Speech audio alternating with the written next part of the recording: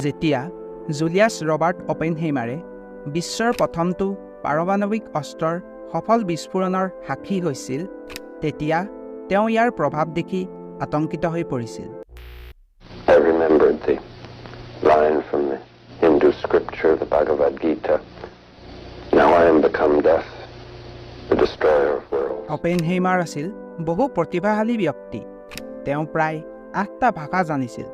তেওঁৰ বহু কবিতাও প্ৰকাশ পাইছিল। তথাপিও তেওঁক চিৰদিনৰ বাবে স্মৰণ কৰা হ'ব ফাদাৰ অফ এটমিক বম হিচাপে। তেওঁৰ জ্ঞানৰ বিষয়ে এজন প্ৰাক্তন সহকৰ্মীয়ে এবাৰ কৈছিল যে মানুহজন সঁচাকৈয়ে আচৰিতজনক। প্ৰশ্নবোৰ প্ৰস্তুত কৰাৰ আগতেই তেওঁ আপোনাক সদায় সঠিক উত্তৰ দিছিল। তেওঁ কেৱল নেদাৰলেণ্ড ভ্ৰমণৰ সময়ত বক্তৃতা দিবৰ বাবেই মাত্ৰ 6 সপ্তাহৰ ভিতৰত ডাচ ভাষা শিকিছিল। আজিৰ ভিডিঅ'টোৰ জৰিয়তে কেনেকৈ এই এটম বমে ফাদাৰ অফ এটম বম হিচাপে পৰিচিত ৰবাৰ্ট জুলিয়াছ অপেনহেইমাৰৰ জীৱন ধ্বংস কৰিলে এই বিষয়ে আলোচনা কৰিম।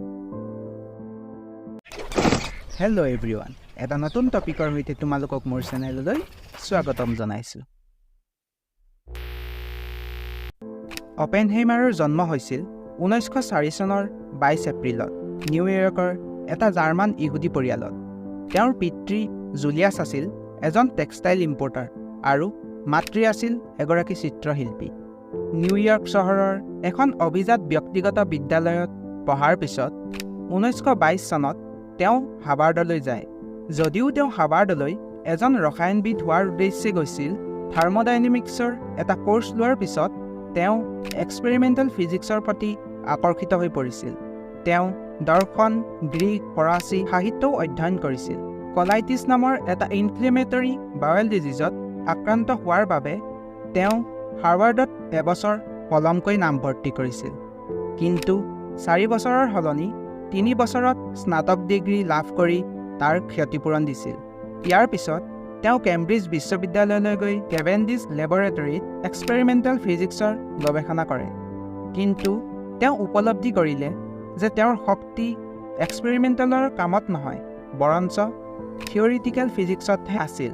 1942 চনত অপেনহেইমাৰক এটমিক বম নিৰ্মাণৰ বাবে আমেৰিকান সেনাৰ টপ চিক্ৰেট প্ৰজেক্ট মানহাটন প্ৰজেক্টৰ পৰিচালনাৰ বাবে নিৰ্বাচিত কৰা হয়। তেওঁ সেই সময়ৰ পদাৰ্থ বিজ্ঞানৰ শ্ৰেষ্ঠ বিজ্ঞানীসকলক একত্ৰিত কৰিছিল। তেওঁ নিউ মেক্সিকোৰ লছ এলামছক প্ৰাথমিক উৎপাদন কেন্দ্ৰ হিচাপে বাছি লৈছিল, কাৰণ আছিল ইয়াৰ প্ৰাকৃতিক সৌন্দৰ্য। মানহাটন প্ৰজেক্টৰ নেতৃত্ব দিয়াৰ আগতে অপেনহেইমাৰে কেলটেক আৰু বাৰ্কলে কেলিফৰ্ণিয়া বিশ্ববিদ্যালয় দুয়োখনতে পদাৰ্থ বিজ্ঞানৰ অধ্যাপনা কৰিছিল। অপেনহেইমাৰে নিজৰ সৃষ্টিক লৈ গিল্টি ফিল কৰিছিল। Few people laughed, few people cried, most people were silent. যুদ্ধৰ পিছত তেওঁ US এটমিক পলিচিৰ উপদেষ্টা হৈছিল আৰু মানহাটন প্ৰজেক্টৰ উত্তৰাধিকাৰী এটমিক এনাৰ্জি কমিছনৰ প্ৰধান পৰামৰ্শদাতা সমিতিৰ নেতৃত্ব দিছিল। কিন্তু লাহে লাহে পৰিস্থিতি অপেনহেইমাৰৰ বিৰুদ্ধে হ'ব ধৰিলে। অপেনহেইমাৰক কমিউনিষ্ট চোৰাংচোৱা বুলি সন্দেহ কৰা হৈছিল, কিন্তু তেওঁ যুক্তি দিছিল যে তেওঁ কেতিয়াও ৰাজনীতি আৰু অৰ্থনীতিৰ প্ৰতি আগ্ৰহী নহয়। অৱশ্যে 30 আৰু 40ৰ দশকত বাওঁপন্থী গোটৰ লগত সংযোগ স্থাপন কৰিবলৈ আৰম্ভ কৰিছিল।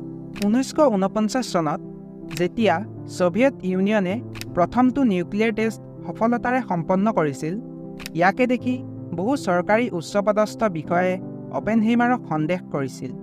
US Congress joint committee on atomic এনাৰ্জিৰ এক্সিকিউটিভ ডাইৰেক্টৰে FBI ডাইৰেক্টৰলৈ এখন পত্ৰ প্ৰেৰণ কৰিছিল, য'ত তেওঁ লিখিছিল যে ৰবাৰ্ট অপেনহেইমাৰ ছভিয়েট ইউনিয়নৰ এজন এজেণ্ট।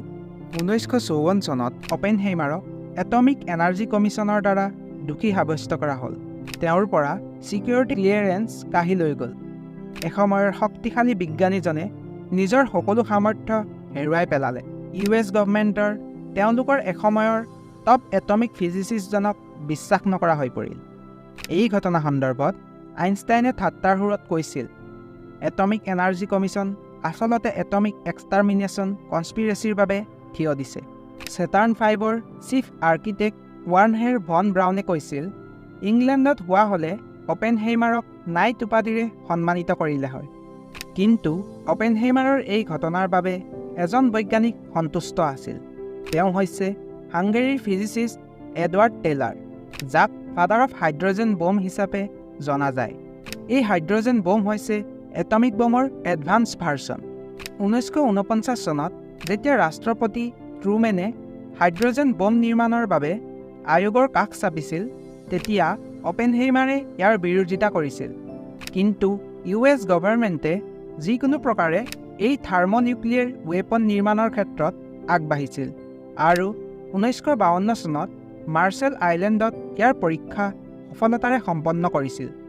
অপেনহেইমাৰৰ শুনানিৰ সময়ত টেইলাৰে সাক্ষ্য দিছিল, "I would feel personally more secure if public matters would rest in other hands."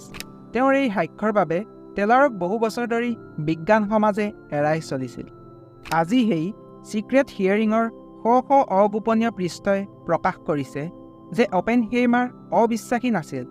তেওঁ হাইড্ৰজেন বম এটম বমতকৈ 1000 গুণ শক্তিশালী হোৱাৰ সম্ভাৱনাৰ বাবে উদ্বেগ প্ৰকাশ কৰিছিল। তেওঁ হাইড্ৰজেন বম অপ্ৰয়োজনীয় আৰু অনৈতিক বুলি ভাবিছিল। তেওঁ সাধাৰণ নাগৰিকৰ বিৰুদ্ধে ইয়াৰ ব্যৱহাৰৰ আশংকা কৰিছিল।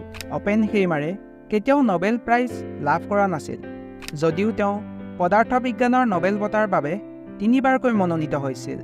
62 বছৰ বয়সত থ্ৰট কেঞ্চাৰৰ বাবে 1967 চনৰ 18 ফেব্ৰুৱাৰীত অপেনহেইমাৰে মৃত্যুক সাৱটি ল'লে। আশা কৰিছোঁ আজিৰ ভিডিঅ'টোৰ জৰিয়তে তোমালোকে ফাদাৰ অফ এটম বম হিচাপে পৰিচিত অপেনহেইমাৰৰ জীৱনৰ কিছু অপ্ৰকাশিত অধ্যায়ৰ বিষয়ে জানিব পাৰিলা।